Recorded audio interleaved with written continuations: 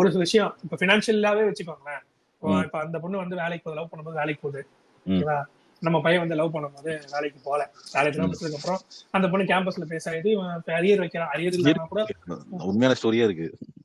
அப்படி இருக்கான்ற போது அந்த பொண்ணு வந்து இப்போ நிறைய விஷயத்துக்கு பெட்ரோலுக்கும் சரி, ஆல்கஹால் பர்பஸ்க்கோ சரி, எதுக்கோ காசு கொடுக்குதுன்னு வச்சுக்கோங்களேன்.